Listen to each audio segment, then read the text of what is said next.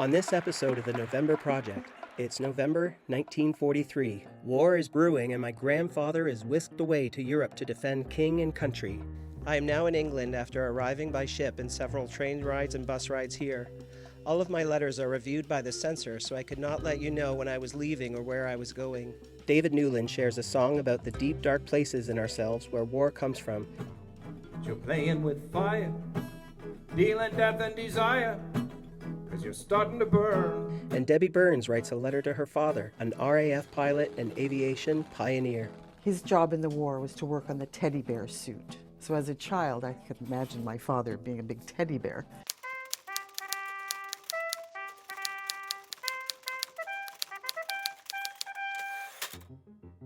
The story of my grandparents, Frank and Marty, starts right here in Port Hope. My grandfather, Francis J. Horgan, aka Horgie, was born in 1914, just down the street on Elizabeth Street, to my great-grandparents, Catherine Folliard, and railway worker Timothy Horgan. In fact, the town still looks very much like it did on the day my grandfather was born. I can imagine him peering up at the same Victorian and Georgian-style buildings that still watch over the Ganaraska River. My grandmother, Marty Alleman, aka Peachy, was born in 1917 to Santiago and Marie Louise Alleman, Egyptian Jewish immigrants who fled from the UK to Canada in the 1920s. They sold ornate Persian rugs in bustling Toronto and birthed an exceptional line of artists. So in many ways, the story of Horgie and Peachy is one of hardworking blue-collar folks and an immigrant family with an irrepressible creative spirit. But it wasn't until many years later, during the Second World War, when Horgie and Peachy would finally find each other. Horgie would prove his own artistic merit with a swath of carefully composed romantic letters to his beloved Peachy. Their story inspired me to create the November Project, to share these love letters with our community. United Kingdom, November 26, 1943. Dearest Peachy, how are you, my lovely ones? In the best of health, I hope. I am anxiously awaiting your report of your family's Christmas dinner and if our baby will join for this year's holiday or be a January baby. I am now in England after arriving by ship and several train rides and bus rides here. All of my letters are reviewed by the censor, so I could not let you know when I was leaving or where I was going. I hope I didn't make your beautiful eyes all red. It's hard to write, so I try to picture you in my mind and just what you would be doing. And then I remember there's a 5-hour time difference, so that throws me all out, and there's a question of when you might even receive this letter. During the train ride here, we stopped at several towns on the way, and the youngsters came alongside the cars, palms open to whatever the fellows were willing to share. Joe, Robbie, and I threw playing cards, gum, chocolate bars, and coins to the kids who came by. The voices and expressions they used were somewhat amusing to me, as I couldn't grasp the fact that I was in a different country and on a different continent, and the kids weren't just putting on a show. I watched the youngsters run back to their families and started to wonder where all of their fathers were. It was then that I realized that their fathers are all fighting for our child, our family, and our country, and it is only right that I should come and help them fight. After all, we are neighbors, and it is for the mutual benefit of our children, our families, and our countries to rid the world of fear. I want our children to grow up in a world free from want and free from fear, and so they can pursue their own life without the interference of war. That, and it seems I have a little too much Irish and a little too much Canadian in me to leave it to somebody else to do the fighting for my family and my country. When I think of the millions of Canadians who feel as I do and are all waiting for the day when they too can resume their lives with their loved ones, I feel that our sacrifices have not been in vain, my love. The big day is not far off, dearest, and will be here before you know it.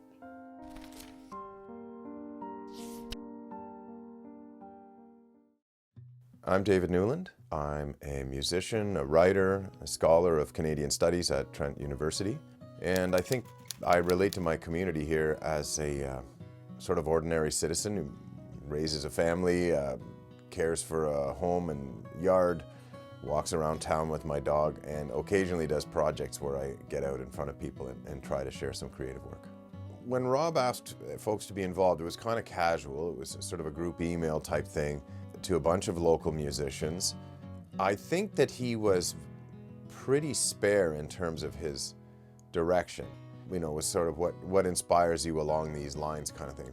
But the truth is, I've written a fair amount of material that is focused around, war, military, Canada's history in the wars, my own personal family history. So I sort of made my choices based on that. And then I think at the end I swapped out one of my choices and did something a little more spontaneous, but it was still very much on the theme.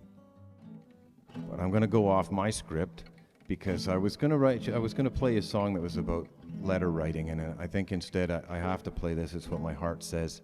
It's the one thing that I feel like I know about where war comes from, and it comes from fear, from what I can see. And what we're doing here tonight, I think, is to expiate that. It's to move that up and out. So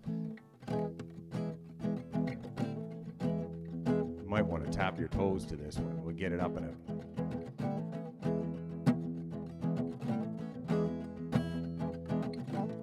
Should have got Cale to leave me some gear.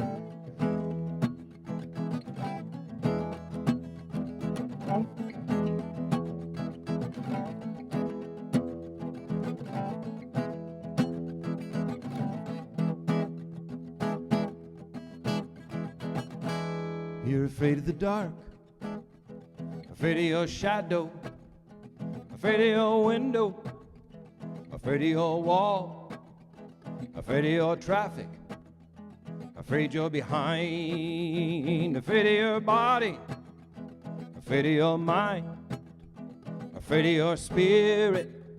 You never get near it. As long as you fear it, you never will. You get lost in the dark, lost in the shuffle. Your voice is muffled by the roar of the crowd. Lost in the forest, lost in the trees, lost in the airways and between the sheets. You're lost in your banking. You think that God made man king. You lost the habit of thanking when you had your fill. You're the picture of greed, masquerading as beauty, doing your duty. So you say you got the whole thing backward, got the whole thing wrong. Paying money for madness, playing along, but you're playing with fire, dealing death and desire. You better start to perspire, 'cause you're starting to burn. You started healthy, you started smart, you had love in your heart when you first arrived, but you were raised on rumors, led with lies. It grew inside like a tumor, should be no surprise, but you're always suspicious. You're grown mean and malicious, you're violent and vicious, but you better learn. You're afraid of the dark, afraid of your shadow, afraid of your window, afraid of your wall, afraid of your traffic, afraid you're behind, afraid of your body, afraid of your mind. You're afraid of your spirit, and you never get near it. And as long as you fear it, you never will, you never will, you never will.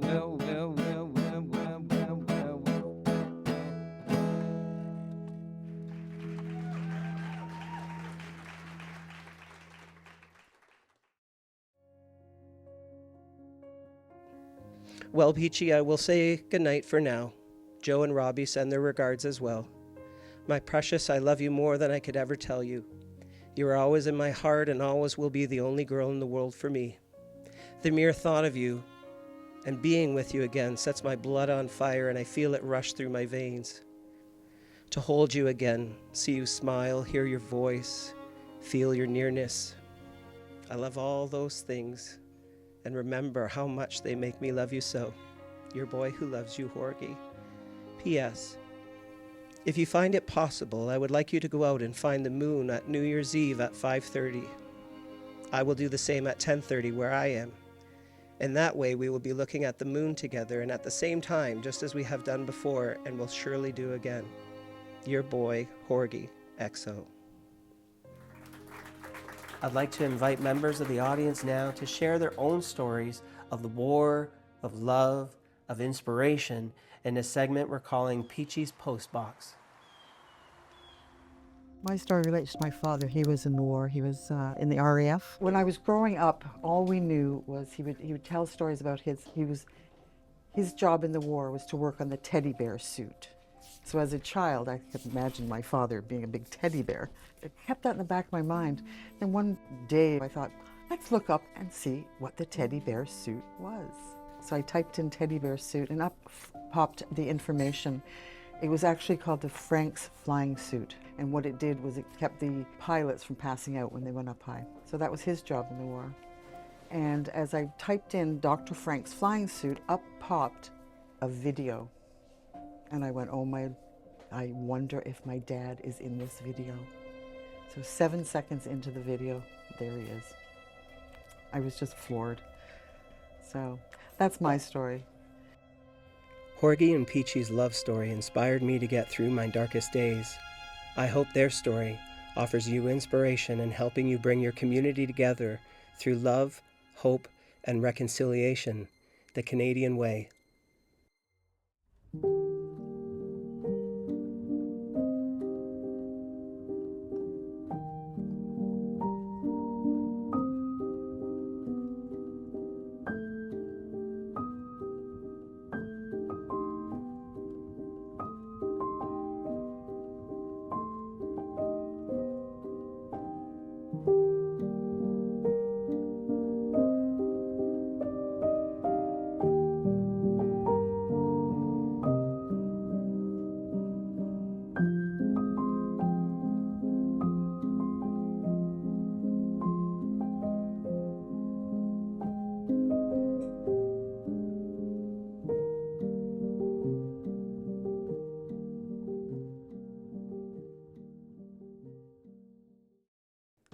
On this episode of the November Project, it's June 1944, and my grandfather writes home with a tale of battlefield heroics.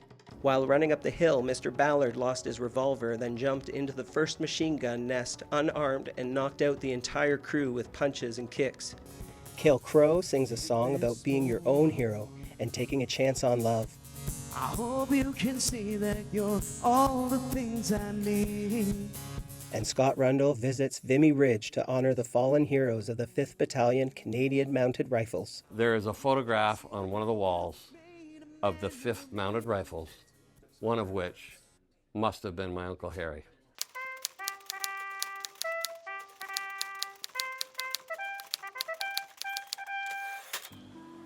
Just an hour north of Port Hope lies the aptly named Lovesick Lake, where two families that on the outside had very little in common, both cottaged in the early 1940s. These were my grandparents' families. My grandmother Peachy, daughter of Egyptian Jewish immigrants visiting up from Toronto, and my grandfather Horgie, the son of a Port Hope railway worker with a glint in his eye and dreams of becoming a great romantic novelist in his heart. I can just imagine it. Peachy, the sunbathing beauty that she was, out on the dock, toes in the water, and Horgie, with his salmon-colored burnt nose, fishing from the shoreline and watching, respectfully of course. And then the courtship. The couple spent their time back in Toronto, visiting the library, checking out stacks of books, and carrying them home for a night in, or walking down Roncy for a night out, taking in Cary Grant and Judy Garland pictures, sharing popcorn and sipping ginger ale. Horgie and Peachy's love grew as intensely as the escalation of the Second World War.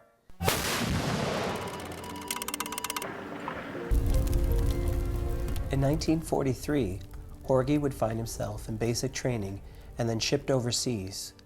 And while he may never have seen his dream of becoming a great romantic novelist come to pass, his passion and his writer's soul remains so clearly evident in the over 300 love letters that he wrote to his beloved Peachy. Their story inspired me to create the November Project to share these love letters with our community. Italy, June 10th, 1944. Dearest Peachy, things have been moving fast since I joined the 48th Highlanders of Canada. You no doubt have heard on the radio and read in the papers that the big drive in Italy has started. You said in your letter that you wanted me to tell you when there would be any action. Well, sweetheart, this past week sure was it. Joe and I have just come out with our platoon, and I was all in at the time when my name was called for mail, and I leapt out of my slit trench to get your letters. Robbie is still in and going strong. Joe and I are now camped in a big orchard with plenty of cherry trees, and we sure are getting our fill of them. Joe is making some tea while I write your reply. We have little tents to sleep in now, and it sure is a change to sleep above ground.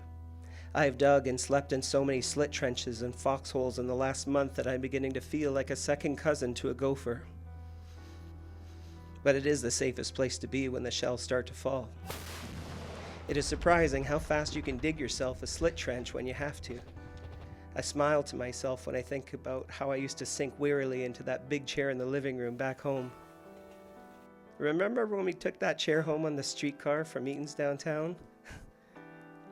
Mr. Ballard, our officer, has been recommended for the Victoria Cross, and we all hope he gets it. He really deserves it. He led us in a charge up a hill. We were just 24 men, and we drove 150 of the enemy off the hill and captured all their guns and equipment. It took only 8 minutes, and we captured 30 prisoners. While running up the hill, Mr. Ballard lost his revolver, then jumped into the first machine gun nest unarmed and knocked out the entire crew with punches and kicks. It sounds like something you would read in a novel or see in a movie, but it actually happened, and it was all over in 8 minutes flat. He's a real hero. He said it is us who are the heroes, and if he gets the medal, to know that he is wearing it on behalf of the entire platoon. So be sure to tell our family that their pappy was there when the Canadians smashed through the Hitler line.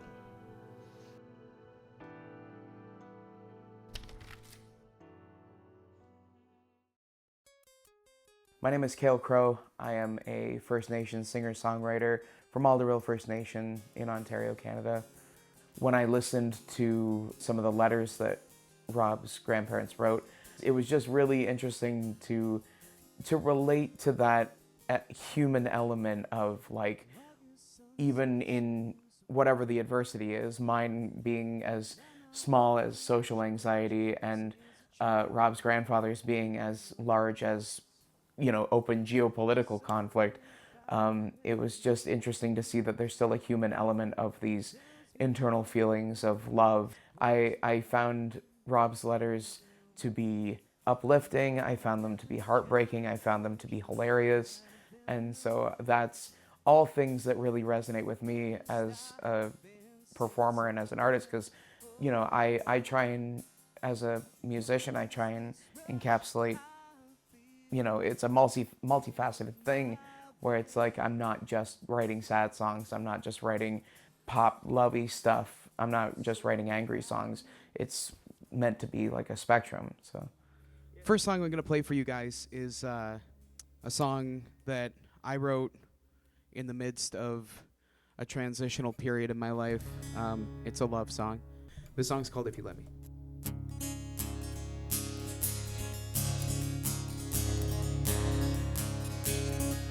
So it was on the skylines in twilight, I just had to fall in love. And in my eyes, like the waves on the pier, they came crashing down on your line. All I need is the weight of your hands and just knowing you're watching me. 'Cause all I see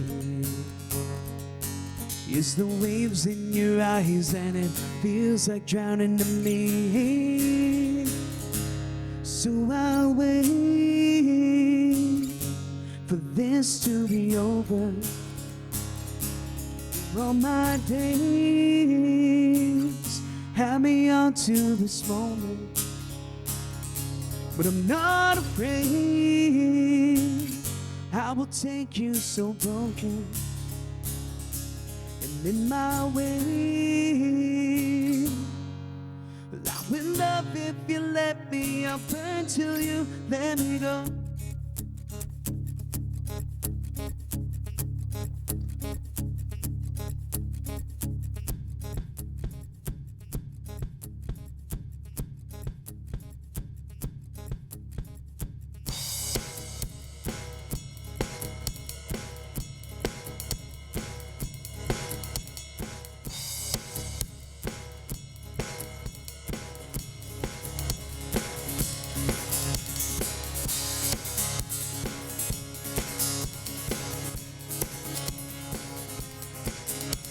Will fall beneath the shade of your hair and the beauty of it all. Stumbling on as drunk as I'll ever be, but I swear I'll never leave in this moment. I hope you can see that you're all the things I need. And in this moment, I hope you can see that you made a man of me. So I'll wait for this to be over, for all my days. Had me on to this moment, but I'm not afraid. I will take you so broken and in my way. I will love if you let me. I'll burn till you let me go.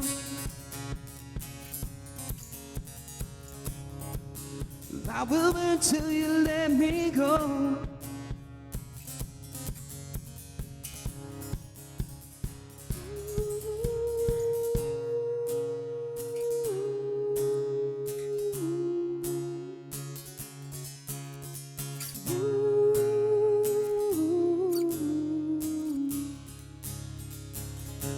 So I'll wait for this to be over, for all my days.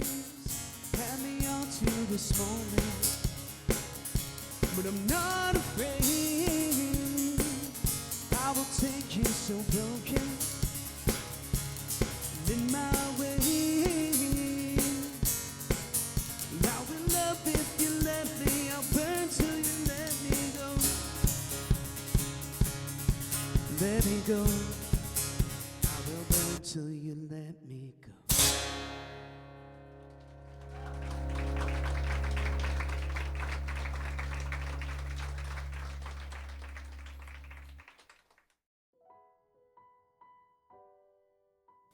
There is not much to see or do in the town we are camped nearby. There is a store that sells ice cream of a sort made from goat's milk, but is somehow more like a sherbet with a slight banana flavor. It's cold, which is about the best thing you can say for it. What I can say is that I will make you French toast made with apple bread and served with a fresh dollop or two of honeycomb as soon as I get back. Our camp cook, Lesley, came across some beehives at an abandoned farm, along with last year's crop of apples and some fresh chicken and duck eggs. Ingenious camp cooks we have in the field, indeed. The center of the town we're nearby is still intact, but the houses have been badly damaged. The townspeople and farmers are all building it up again, bracing whatever walls are still standing. I visited a church there last week, and it must have been a pretty church at one time. All the pews are gone, and the organ is smashed beyond repair, highlighted by an open hole in the roof that precluded the smashing of the organ and the shell that landed on it. Well, I must close to make the mail truck. Your loving boy, Horgie. P.S. Thank you for your anniversary wishes, Peachy. It is one day that will live in my memory, and next year we will make new memories. Thank you also for the pictures of you and Michael. I see how much he has grown, and the mere image of you causes me to grow. I am sending my kisses telepathically kisses for geek, kisses for gook, kisses for, oh, by the way, this was sexting back in the 1940s. All these letters are going through censor, so you have to be a little creative. So I'll read that again in context if you didn't get it. I'm sending my kisses telepathically. Kisses for geek, kisses for gook, kisses for goo, kisses for Uma, and kisses for girl. Your adoring boy, Horgie. I'd like to invite members of the audience now to share their own stories of the war, of love, of inspiration in a segment we're calling Peachy's Postbox. My name is Scott, and I was fortunate to trip upon some letters, war letters that were originally from my father, sent to his parents when he served in the Air Force in World War II. My father never spoke of it and didn't care to. But then later on, I also tripped upon a relative who served in World War I, and he was my grandmother's brother. I learned that he didn't survive the war. They were from Sherbrooke, Quebec. He was in the 5th Mounted Rifles. He was wounded in Monchy-le-Preux, France, then cleared to a casualty clearing center in Ligny-Saint-Flochel. I think I'm the first relative that ever got to visit Uncle Harry's grave. It was moving going there and actually saying thank you and a hello and a goodbye from all of the relatives that came after him. So he was 22 years old and he died on August 27th, 1918, 77 days before the armistice. We went to the Vimy Memorial in France. And when we go into the inside where they have many things on display, there is a photograph on one of the walls of the 5th Mounted Rifles, one of which must have been my Uncle Harry. It was a very moving ending to a sad story, but I'm glad I got to go and see it. So it was good. There's goodness in letters. Good for your heart. Here you go, Uncle Harry. Good night. Horgie and Peachy's love story inspired me to get through my darkest days. I hope their story offers you inspiration in helping you bring your community together through love, hope, and reconciliation, the Canadian way.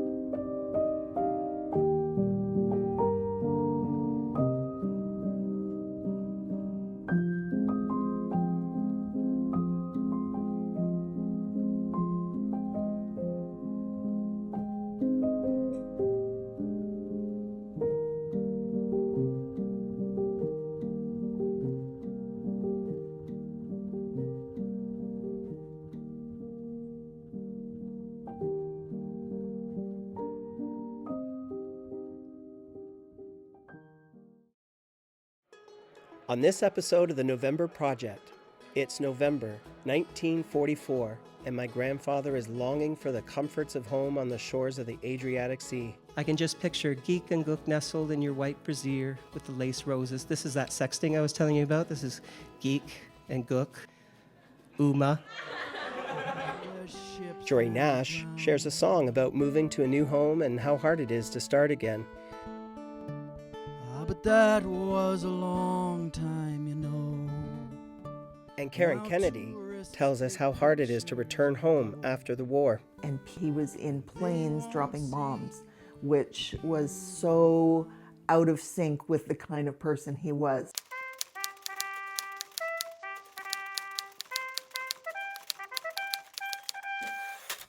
My grandparents, Horgie and Peachy, were married in 1942. They lived in Toronto's Roncesvalles neighborhood in a tiny apartment heated by a rumbling coal stove in the basement. They were music lovers and would take the clattering streetcar downtown to leaf through the newest Duke Ellington and Harry James albums. It's a scene that wouldn't look out of place today. A young couple in their 20s, making their first home. The war effort was on, and my grandfather contributed by working long shifts in a Toronto munitions factory. I try to imagine those months in the early days of my grandparents' marriage, leading up to my grandfather starting basic training in 1943, and very quickly, my grandmother contributing her own part to the war effort when she found out she was pregnant with her first child, my father. What was life like for my grandfather, training to fight overseas, shipped away from his beloved Peachy, wondering if he would ever meet his unborn child? And then, in November of 1943, while in Europe, he received what might possibly be one of the most expensive text messages ever sent. A bouncing baby boy had been born. That fateful telegram cost $285 in today's currency, but it was far from the first wartime correspondence between my grandparents Horgie and Peachy, and it was far from the last. Their story inspired me to create the November Project, to share these love letters with our community. Lots of time has passed since the last letter. He's been on the front lines of war with the 48th Highlanders, and they're driving through Italy with quite a bit of success. Italy, November 25th, 1944. Dearest Peachy, here I am again after a brief absence, which can mean only one thing: lots of action. You asked me in your letters to describe it. Apart from very little food or sleep and laying in slit trenches for days and nights, there is nothing you would want to know. The battles are unlike anything else, and the daily business routines are not something I will speak of to Michael or to our family. It is best not to dwell on it and just to keep moving forward. There is no night, there is no day, or any way to track time. It's a matter of keeping a firm grip on emotions and pushing the enemy back to their border using the same methods that they use for fighting. On the last go, Robbie took the better part of a shell and was taken prisoner along with Joe when we were outflanked. Prior to our last go of business, we had a 72-hour rest on the shores of the beautiful Adriatic Sea. The sand was warm, but the air was cool like that beach in Coburg in May. Remember when my trunks mysteriously fell off and you were treated to your first sighting of the infamous Horgan white whale cresting the waves? The Italians have had many sightings since I have arrived. The break at camp was much needed. There were always two shows, one for live music and one for playing movies in a barn. They play records in between shows, and it sure was good to hear Harry James on that trumpet again. We could sleep when we want, eat when we want, and as much as we liked. Sizzling steaks, potatoes, salad, boiled onions, and even apple pie with coffee and sugar. The biscuits I saved for later tonight to have with the cheese I received from your last parcel. Thank you so much for all you do for me, Peachy. I sure do miss you.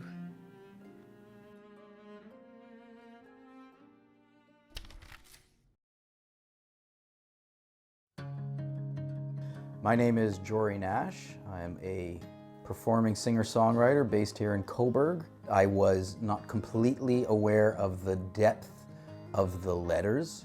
There is a timelessness to the emotion, and I was actually surprised at how vibrant they felt. As a musician, I played for 20 years and toured and played across Canada and the States, but I retired, and I didn't have any intention of writing songs again, touring, anything like that. But life has a way of throwing you curveballs. My wife was diagnosed with multiple breast cancer, so we dealt with that. My son was 3 at the time, so that's a pretty emotional heft. My father had passed. We had a fire at the house that we were living in Toronto, and so we needed to have a new start. And I have a lot of friends who are from the Coburg, Port Hope area, and so this was the obvious place to come to. So those are things that my son doesn't quite remember, and so I don't really want to tell him that. So in the song, you allude to it, but you don't overtly talk about it.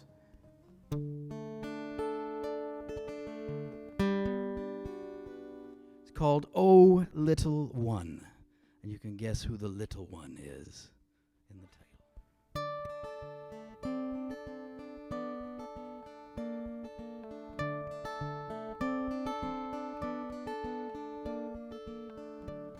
Well, the fever, it broke like a bone, and I figured that I was alone.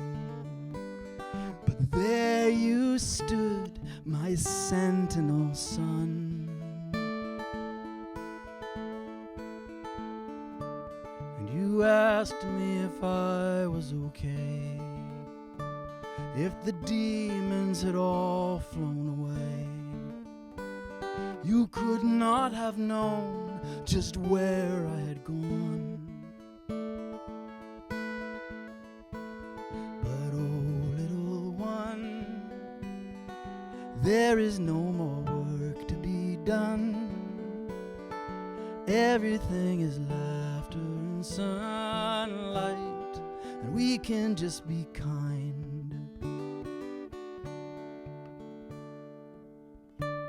There's a lighthouse a mile from here. You can stand at the edge of the pier and look across to where ships ran aground.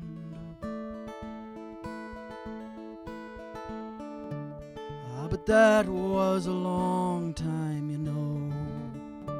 Now tourists take pictures and go. They won't see the beauty we found. But oh, little one, there is no more work to be done.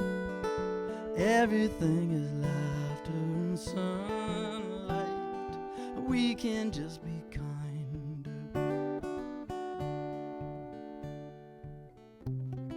Take my hand, hear my voice, and rejoice. We will go walking in the sand.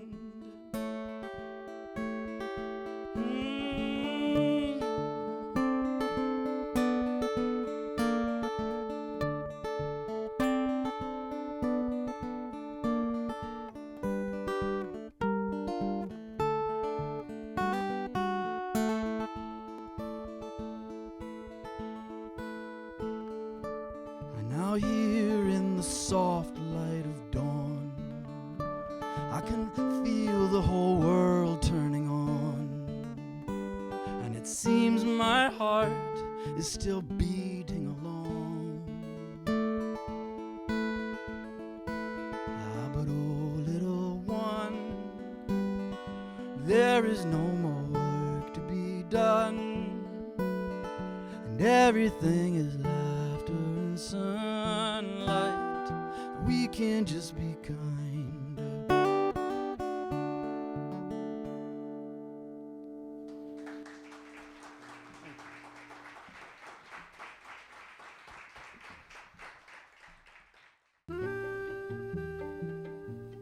Sitting here under this tree and looking out at a view of the rolling hills reminds me of those drives we took through Port Hope and then on to Coburg Beach. If people could only see that real happiness comes from little things like true love's first kiss on the beach at sunset, everything would be okay. At least we know it ourselves, dearest, and I know that our future life together will be even happier than the year of our honeymoon and getting to know each other. Darling, I hope you won't think I'm rude when I'm home again and just sit and stare at you. I can just picture Geek and Gook nestled in your white brassiere with the lace roses. This is that sexting I was telling you about. This is Geek and Gook, Uma, girl, and Goo. I'll read it more sultry so you know it's the sexting part. Darling, I hope you won't think that I'm rude when I'm home again and I just sit and stare at... That's kind of creepy. I won't do that. Darling, I hope you won't think that I'm rude when I'm home again and I just sit and stare at you. I can just picture Geek and Gook nestled in your white brassiere with the lace roses. I remember how I'd peer at the boys' noggins from the side, admiring their shapes and your curves every time you put the cheese tray down in front of me on the coffee table. I come about that honestly. I sure do miss you, Peachy. You are the greatest thing that ever happened to me, and I take each step going forward knowing it's one more step closer to you. I will close for now to make sure this letter gets on the mail truck.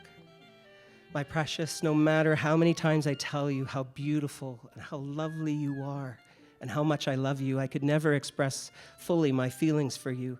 And please know you are in my thoughts every day, even though I may not be able to write for weeks at a time. P.S. Thank you for your anniversary wishes, Peachy.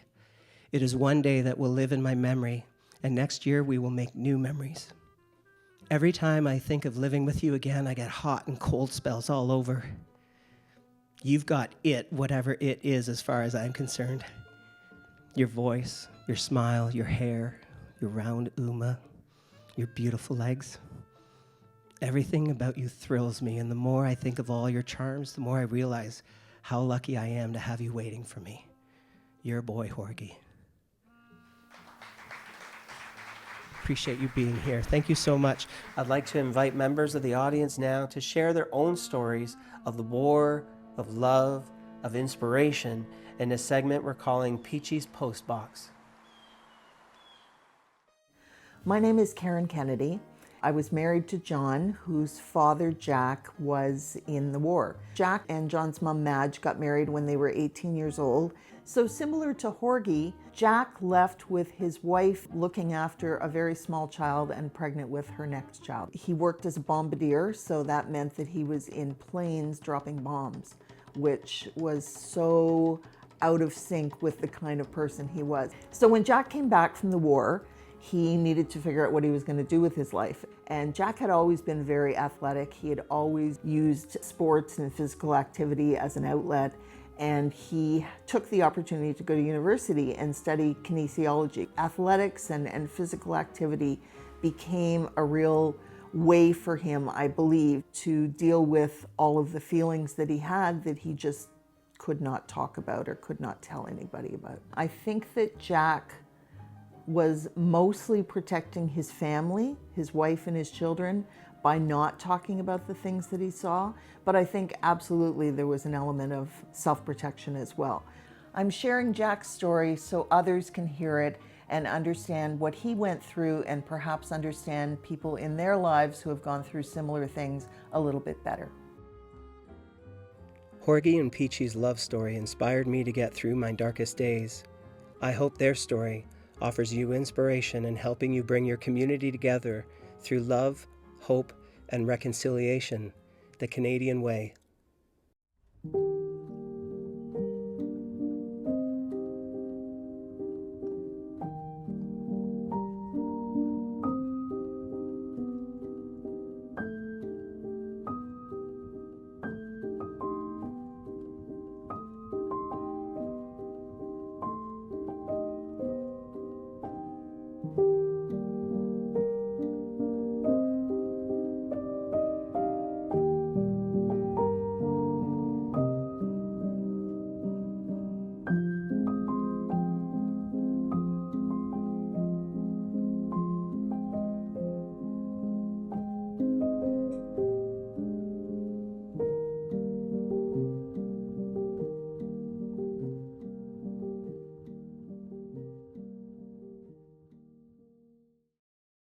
On this episode of the November Project, it's May 1945, and as the war is nearing its end, my grandfather finds refuge with a local Dutch family. They showed me their photo album and played a wonderful selection of records while we ate eggs and bully beef.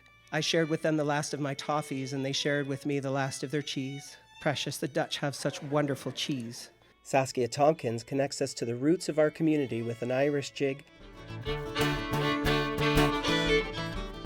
And Andrew Bunton speaks about the power of community coming together. Would I allow people to come into my house, and would I feed them and, give them a bed to sleep in? And I hope so. I hope so.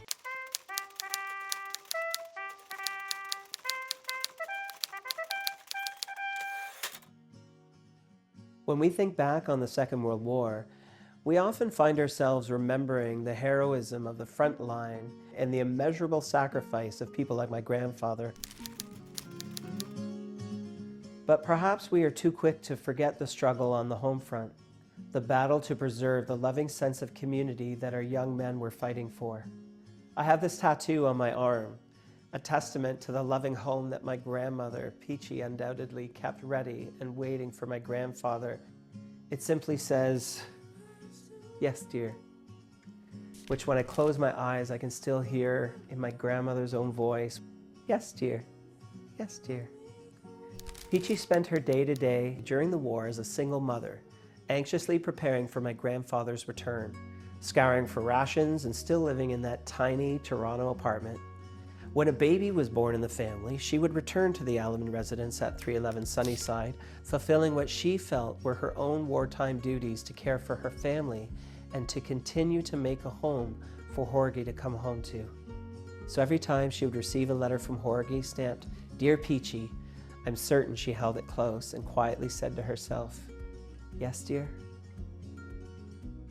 Their story inspired me to create the November Project, to share these love letters with our community. Holland, Friday, May 4th, 1945. So this is about a year and a half that he's been away. I love you, I love you, I love you. Dearest Peachy, you are quite a prophet, Precious. You said in one of your letters that perhaps by the time I received it, the war would be over. I received that letter earlier today, and indeed the war is all over as the 48th Highlanders are concerned. Well, at least the fighting part is. It's hard to believe, but it is true nevertheless. There was no celebration to speak of. Everybody took it rather quietly, if they were afraid it was just another rumor. The full war isn't over yet, but I don't think it will last more than a week or two at the most. I still can't get it through my head that we won't have to fight anymore. No more digging and sleeping in foxholes. No more lying for days and nights in the rain and the mud. And that finally, someday this year, I will be home with you again. And now comes the real fight, to get home. Oh, darling, if you only knew how many times I prayed and asked for grace to protect me and enable me to come back to you. I always had confidence and belief that I would be brought through every action safely. Sometimes there were a few close calls, but I never lost faith and I never lost courage. This one time, we were running down a hill exposed between grapevines while under sniper fire. At that point, my belt snapped apart and my pants fell down to my ankles. I fell and rolled a few times before taking cover and I never got hit. I'm pretty sure the sniper on the other end of the scope was laughing too hard, as was Joe and the others wincing on. We all have a good laugh after close calls like that. I was a sniper and a scout and often ran schemes for up to 4 days with little sleep or food, pressing deep behind enemy lines in our final push. When we arrived at the edge of Apeldoorn, the townspeople who came out to us were waving flags and blankets of orange, white, and blue, cheering us on as we drove the enemy out the other end of town with active shells. Some of the townfolk came up asking for autographs. The Nazi soldiers seemed more than happy to surrender and be done with this fighting business. I'm sure they wanted to get back to their families too. Joe is back with us after a prison trade. He brought back a couple of tags and we had a funeral for Robbie and the others in town the other day. There were over 200 townspeople in attendance. They brought so many flowers to lay upon the graves that you could not see the tops of the crosses of the grave markers. The townspeople assured us they will take care of the grave sites and honor the Canadians that gave their life for their freedom. Let's hope our country will understand the importance of what we have done here.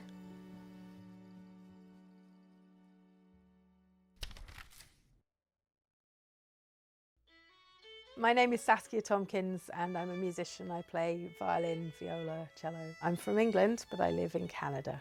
Rob told me that his grandfather was from Ireland, from County Cork. I play a lot of Irish music, so it made sense that I brought Stefan in, my husband, who happens to be Irish, and we played some Irish music because it speaks to that side of Rob and that side of the letters. You can almost hear the cultural voice in his letters, the way that he uses his language and the way that he describes. That's a very Irish voice. With instrumental music, people can put their own feelings or their own thoughts into it and definitely listen on a different level. Because there's no words, I think people sink into it more like a bath. It's more like getting into a bath than reading a book, I suppose. What I hoped is that it would immerse people into the background. That's what I was hoping.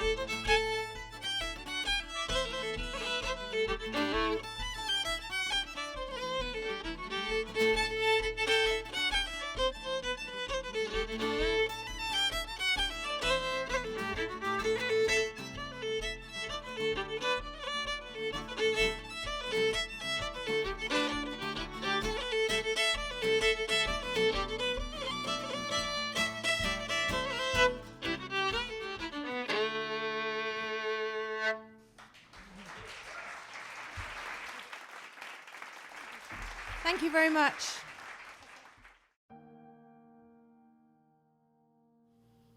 I went to a Dutch family's home for lunch and a rest after the funeral. They showed me their photo album and played a wonderful selection of records while we ate eggs and bully beef. I shared with them the last of my toffees, and they shared with me the last of their cheese. Precious, the Dutch have such wonderful cheese. I will ensure our cheese drawer will stay plentifully stocked when I come home. Thankfully, the Germans left a lot of foodstuff behind, and we had wonderful chocolate, tinned fruitcake, and fortified wine. The family I was with spoke enough English that we could actually understand each other without sign language, and the father said they will write to me and write to us when I arrive back in Canada. It was wonderful to sit down and talk to people with good conversation, and then to rest on a bed with a mattress and clean sheets after a good hot shower, and those little reminders of home. My mind kept racing with the thoughts of the future, and now that I'm coming back to you, I'm becoming impatient and I'm unsure of myself. But I know I love you. To hold you again, to see you smile, hear your voice, feel your nearness. My darling, if I should ever complain when you forget the laundry ticket, take me shopping with you, or scrounge for that last penny at the bottom of your coin purse at the grocer's, all you have to do is say Italy, and I will apologize at once. Just show me this letter, and I will be reminded of how much you have done for me and how thankful I should be for having you for my wife. I will surely tell Michael what to look for in a partner when he is older, for if he chooses someone with characteristics more like his mother, even someone with half the ass... Wait. Read that again. She's in her 20s, right? And Grandpa was hot, so it's kind of fits. I will surely tell Michael what to look for in a partner when he is older, for if he chooses someone with characteristics more like his mother, even someone with half the assets would result in a considerate, compassionate, and loving person. It looks like I will be escorting war generals under guard to Berlin for the next 6 months or so. Joe has been sent home, and I hope it works out for him. All I hope for me is that I'm home in time for Christmas and Michael's next birthday. Peachy, I love you, I love you, I love you, and I'm longing for that day when I'll have you in my arms again. All my loving kisses, your boy, Horgie. P.S. That part in your letter that you mentioned about your dream and applying your technique on me the first night leaves me breathless. My dear, you could make a fortune by telling of your technique and the secret of its success, but I wouldn't want you to, as I'd like to feel that I'm the only one in the world who is used on. XO Horgie. My friends, thank you for listening. I'd like to invite members of the audience now to share their own stories of the war, of love, of inspiration in a segment we're calling Peachy's Postbox. I don't think anybody wakes up in the morning and decides to be unhoused. I think that it's thrust upon them. We're living in the town of Coburg, where there was a house in town that was being rented, and the people that were renting that house were making it available for other people who were in need, but that house was all of a sudden condemned, and those people were displaced overnight. And then there was an encampment created. I think that those two things kind of happened to make this crisis that we're continuing to deal with. There was a church nearby that was going to be open all night for people to come in and get a little warm food maybe, but mostly to be out of the elements. My wife and I volunteered to be there. What we thought would be sort of 3 or 4 hours of sitting quietly, minding the store, ended up being a time of deep connection with people who really needed help.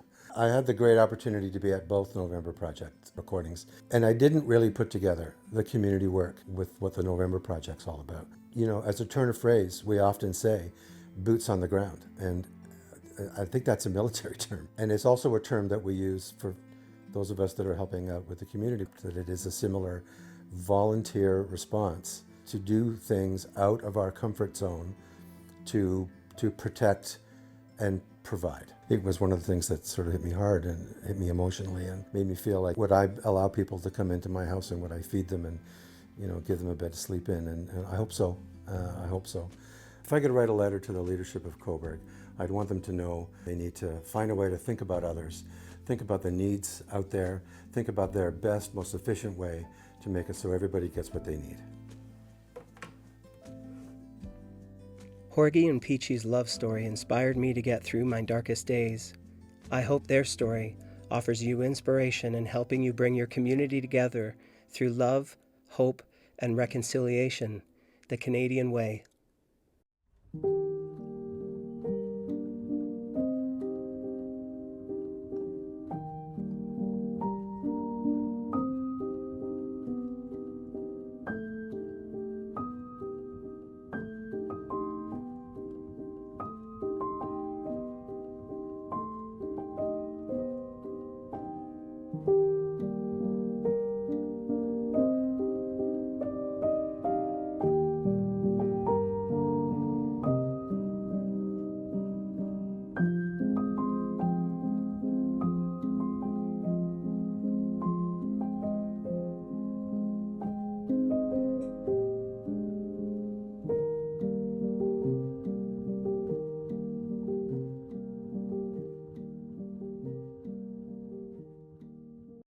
On this episode of the November Project, it's November 1945, and with the war finally at its end, my grandfather begins the long journey home. Stop all mail.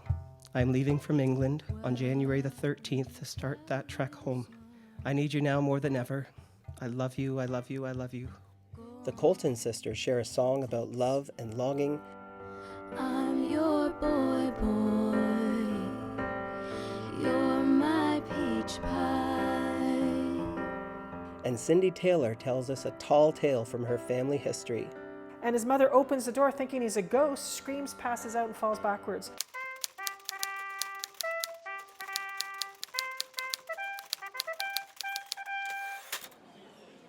Horgie and Peachy's story inspired me to create the November Project to share these love letters with my community.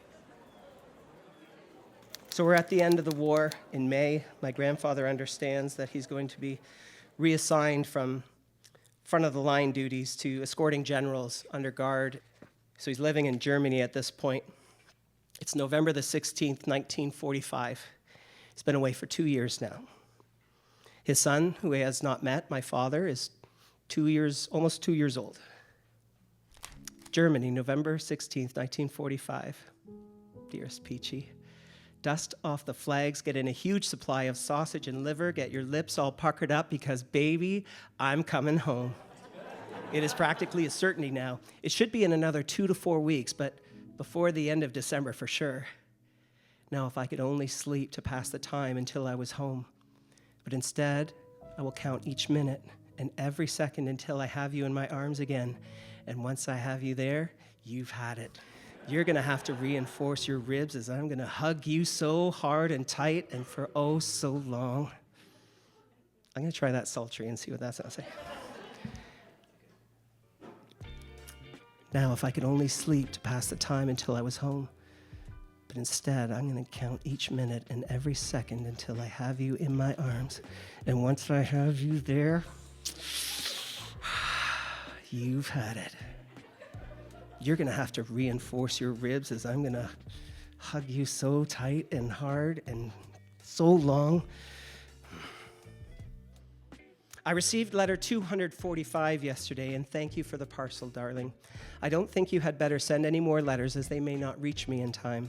If you can put up with Michael's tantrums, the groceries falling out of the bottom of the bag and the baby carriage falling apart, I guess you have the internal constitution to be patient and get used to me being home again. I'm glad you liked the photograph I sent. That family from Apeldoorn lent me that suit on my last leave and we went to the symphony. I've had quite a bit of cheese in the past 6 months and I'm back to my rotund self, as you can see. Just more of me to love. So I do come about it honestly as well with the rotundness and the cheese. And yes, I'm afraid your husband has grown gray in the service, just at the temples. Very distinguished looking, everyone says. The Ronald Colman type. I like your idea of a second honeymoon lasting for 50 or 60 years. The first honeymoon never really ended and it was just interrupted. Tell Geek and Gook and the rest of the boys that they won't be the only ones who will be blushing that night. Tell Geek and Gook and the rest of the boys that they won't be the only ones blushing that night. Darling, I will close for now as I have to pack. I cannot believe that I'm finally coming home. All my love and kisses, your Horgie. P.S. Perhaps when I'm home, and if you are a good girl, I will let you kiss me once or twice before the evening is over, wearing that brassiere. And if you are a very good girl, I will let you sit on my lap and hold my hand if you wish. And if you are a good girl all week, I will let you sleep in the same room as me. And after several months of good behavior, you can then sleep with me. But if you are a bad girl and take off that brassiere, sit on my lap and kiss me all day and sleep with me every night, I will love it. Precious, could you manage to be a bad girl for me for the first 50 years I'm home?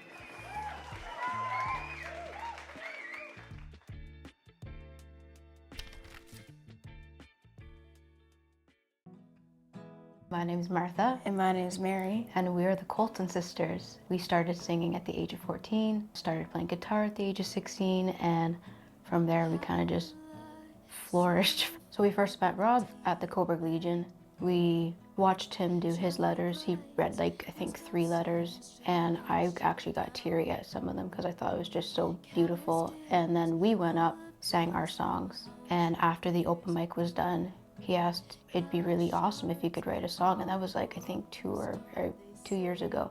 And we said, okay, sure, we'll do that. And it took a while because they're like from the 40s and we're like 21st century. 21st century. So we had to read it and we had to interpret some of the things that they said to each other. In the book, they called each other Peach Pie and Boy Boy, which I thought was really cute. We spent many nights in the music room. Yeah, in the music room. Like sometimes like you use like the same chords for a song, so I decided to like write it on the piano.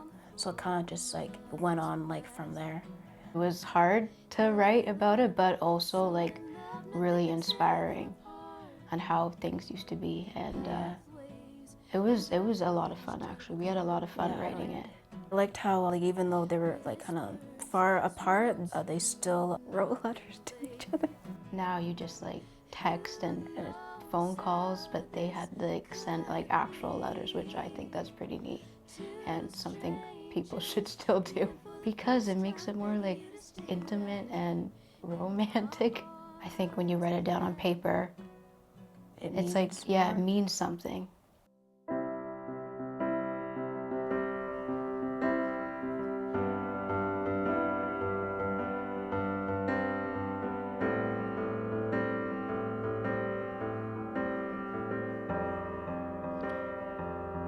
So this next song we're about to play is the response of the letters that Rob has in his book, and it's called You're My Peach Pie.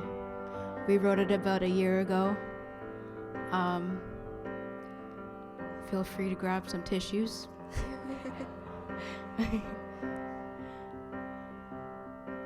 Yeah, it's a really, we're so glad that Rob asked us to be a part of this, and it's been one journey that he's been on, and he's come so far. So thank you so much, Rob, for having us.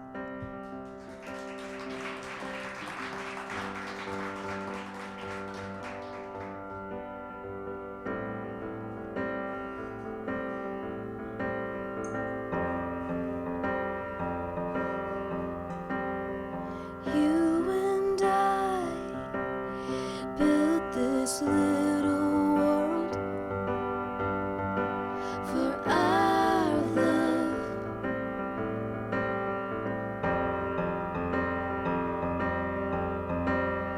I know it's been a while, darling.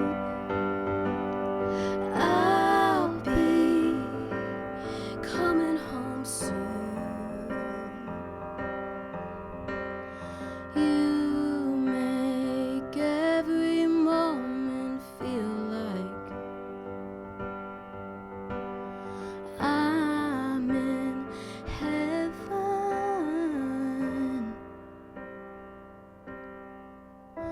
I'll love you to the moon and back. I'll love you with all of my heart. My heart, my heart. To hold you again, see you smile, hear your voice, feel you near me. I'm your boy, boy. You're my peach pie.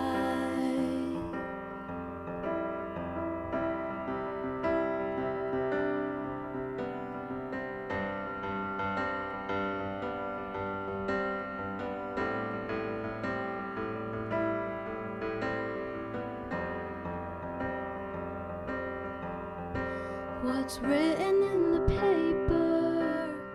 Don't you worry, it will be all over soon.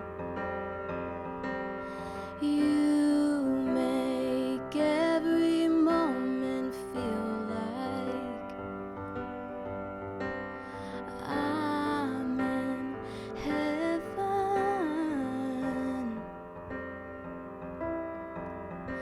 I'll love you till the moon and back. I'll love you with all of my heart. My heart, my heart. To hold you again, see you smile, hear your voice, feel you near me. I'm your boy, boy.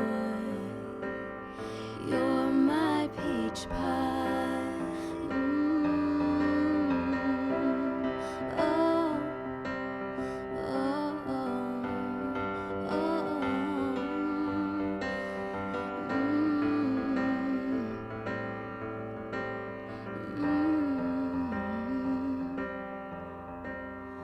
My heart is racing, waiting for train number 381.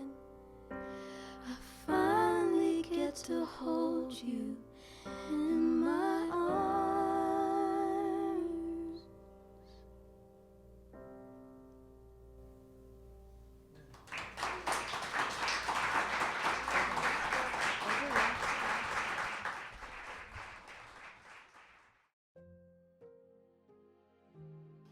Germany, November 19th, a few days later.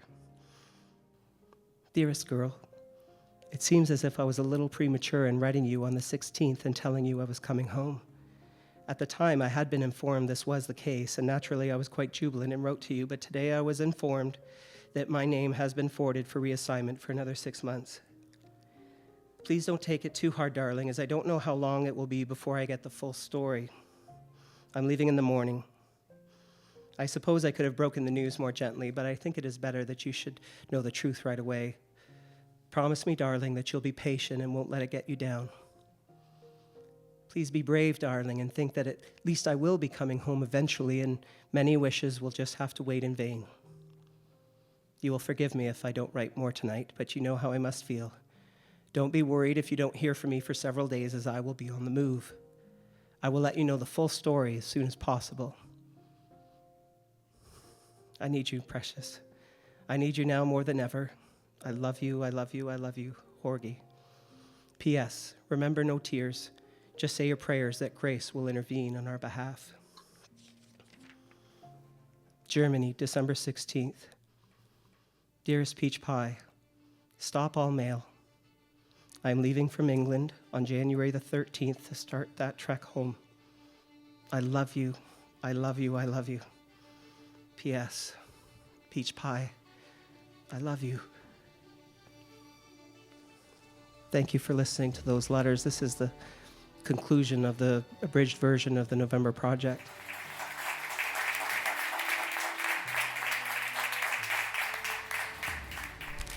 The grandparents I knew, in some ways, shared very little resemblance with the youthful, lovelorn Horgie and Peachy of the wartime letters.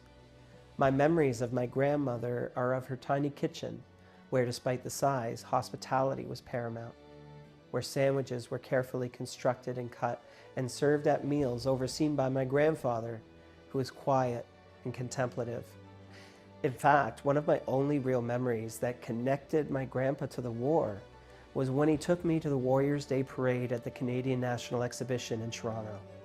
So all of this is to say that the love story contained in the 300 letters Horgie wrote to Peachy was uncovered many years later.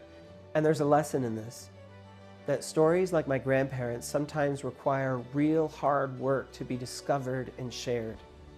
The very same work that it took for Horgie writing the letters and for Peachy to hold on to hope when she read them. Love means doing the work, whether it's love for your partner, your neighbor, or your neighbor that you haven't met yet. Let us go forth with love and with hope to make the world a better, kinder place.